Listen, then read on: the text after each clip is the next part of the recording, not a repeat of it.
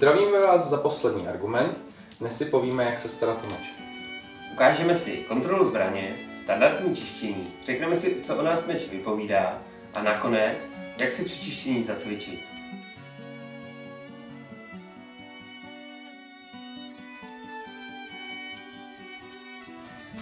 O meč je důležité se starat, aby nám dlouho vydržel a byl bezpečný.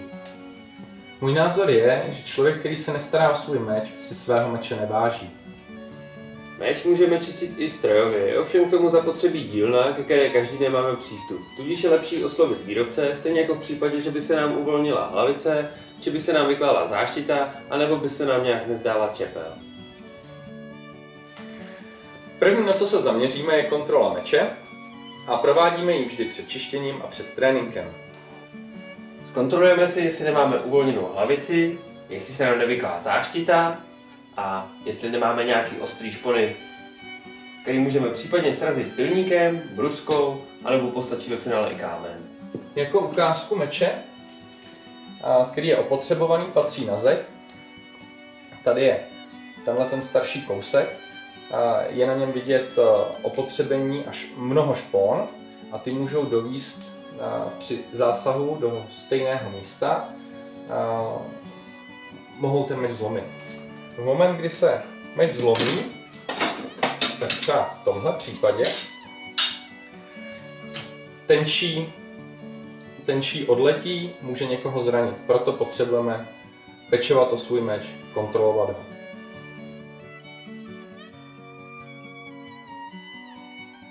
A nyní si ukážeme standardní čištění. Budeme k tomu potřebovat VDčko, brusnou houbičku nebo smrkový papír, pilník na sražení špon a hadřík. Začneme tím, že srazíme špony. Potřebujeme to, rozhodně si opřeme meč, aby nám nikam neujížděla špička a musíme jít ne kolmo k čepeli, ale lehce pod úhlem a jedním hezky dlouhým pohybem srazíme špony. Takhle. Strhneme klidně několikrát a všechny 4 hrany.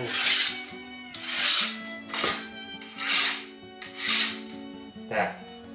Teďkon si vezmeme brusnou houbičku, dáme si trochu brusní pasty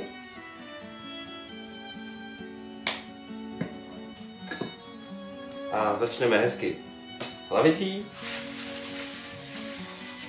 do každého koutečku, aby jsme se dostali. Potom záštitu. Zase úplně všude. A potom si vychutnáme hezky čepel. Dlouhými pohyby, abychom nerušili broušení a nedělali si nám tam různý jako šmouhy a flíčky a podobně.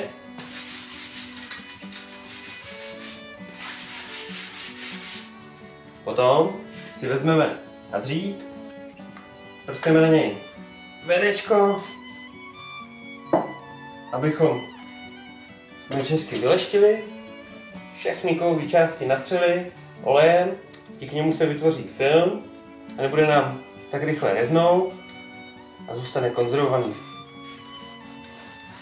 A tímhle způsobem si vyčistíme meč a když to budeme dělat pravidelně, tak jako nám to nezabere více jak 10 minut a meč budeme mít stále bezpečný, k použití a krásný.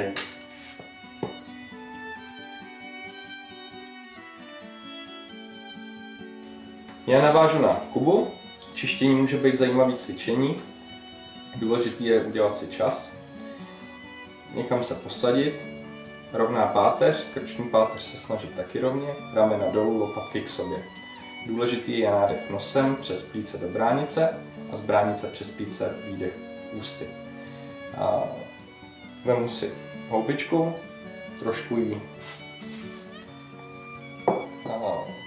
nastříkám VDčkem, založení kýlci a jeden dlouhý plynulý pohyb až k hrotu. By měl znamenat minimálně jeden nádech, jeden výdech.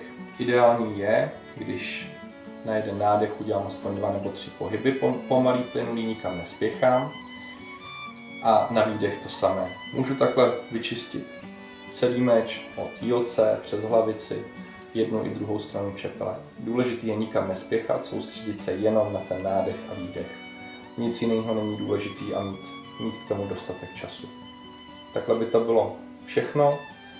Dostali jste námět k cvičení a já vám děkuju.